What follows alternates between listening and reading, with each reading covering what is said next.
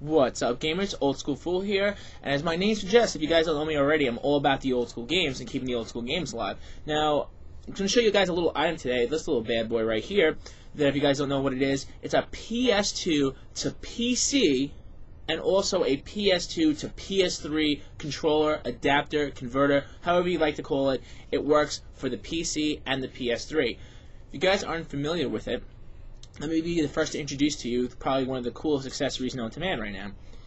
Now, what this is a PS2 to PC or PS2 to PS3 controller adapter. What it comes with is a USB dongle end that you can put into a PC or a PS3. PS3 will detect it, and so will a PC. It comes with a triangle shape, as you can see here, with two inputs. It says player 1 right there, and player 2. I mean, it might be a little light, but it's player 1 and player 2. So it's a dongle that has inputs for two controllers.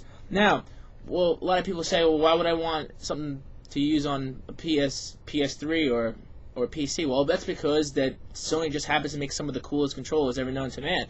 I mean, personally, I think the PS2 controllers are probably some of the most well-built controllers in gaming history. So let's take a look to see how we can make these controllers work for us on other platforms. So it's pretty simple. You guys can take an original Sony or Sony style controller. We've tested this right now in this video. We've tested this with an official Sony PS2 DualShock 2.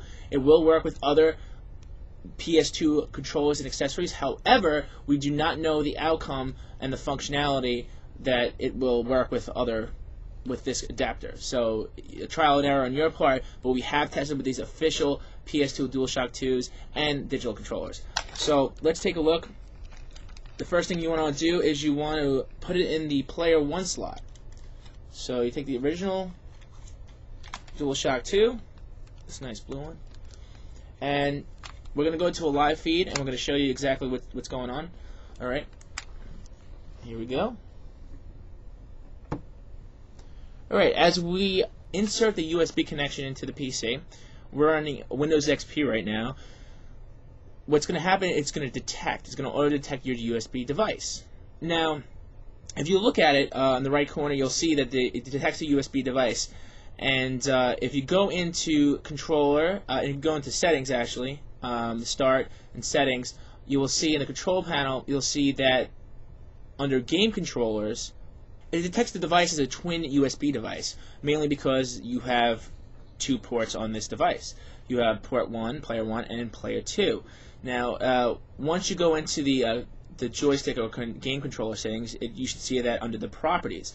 Now, just to double check and test and make sure it's fully functional, if you start pressing the up, down, left, right keys, you'll see the axis move, triangle, square, circle, and X. You will see the other buttons. They're all numbered accordingly. Select, start.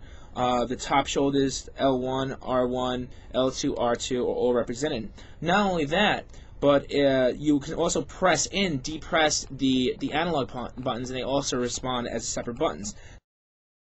In case you're using 98 or a version of XP, or maybe even Vista that's not actually detecting it, you can go directly to VideoGameCentral.com and on the product page download the actual driver for it. But this is only if the item doesn't get detected once you plug and play USB. So you want to make sure that it actually detects it. If not, you can go directly to the VideoGameCentral.com site and download the driver separately and install. Now, once you're done with all that, you can go directly into, we're going to use this as an example, MAME as an example, and we're going to go nothing but one of our favorites here, Robotron. Now, when you go into Robotron and you start it up, if you hit the tab button, it will bring up the menu for the input.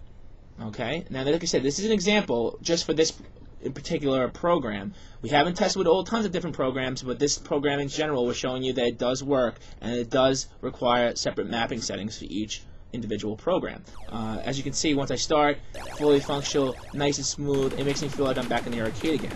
But once again, if you aren't mapping your buttons correctly, it will not function properly for you.